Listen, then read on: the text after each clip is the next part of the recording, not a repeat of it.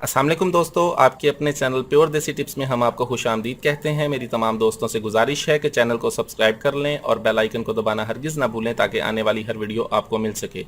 दोस्तों, आज का हमारा जो नुस्खा है वो रॉड की लंबाई, मोटाई, सख्ती और ताकत के लिए बहुत ज़बरदस्त नुस्खा है।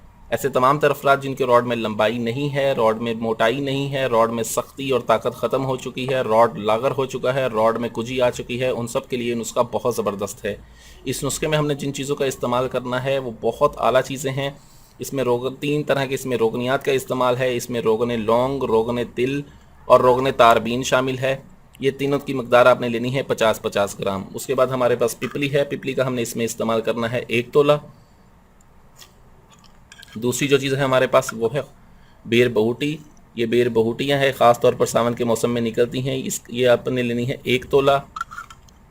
वर्स है हमारे पास, ये वर्स है, ज़ाफ़रान की ये किस्म होती है, ये आपने लेनी है 7 ग्राम। और उसके बाद हमारे पास अकड़ करा है, इसका हम इसमें इस्तेमाल करेंगे 2 तोला। हमने करना ये है कि सबसे पहले हमने वर्स और पिपली को आपस में मिला के बिल्कुल अच्छी तरह से बारीक कूट लेना है। बारीक कूट के पीस के इसको मिसले मैदा अपने पाउडर बना लें। इसका मिसले मैदा पाउडर बनाने के बाद इसे आप अलहदा रख दें।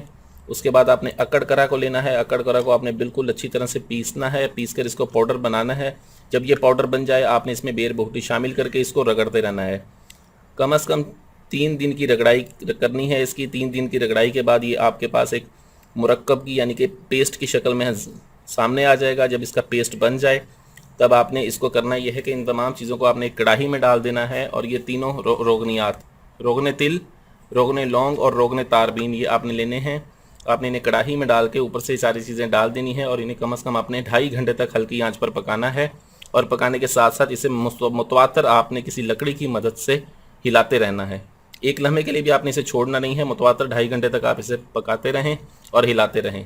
2.5 घंटे के बाद आपका ये तेल तैयार हो जाएगा। इसकी महक जो है वो आपके तमाम घर में महक आ जाएगी इसकी। चूल्हे की आग को बंद कर दें, इस तेल को ठंडा होने दें। ठंडा होने के बाद आप इसे छान कर महफूज कर लें। बहुत ज़बरदस्त रिजल्ट्स हैं, बहुत आला रिजल्ट्स हैं इसके 8 कतरे रोज़ाना ऊपर और साइडों पर इस्तेमाल करें। इस्तेमाल के दौरान 15 दिन पहले 15 दिन आपने हम बिस्तरी से मुकम्मल परहेज़ करें।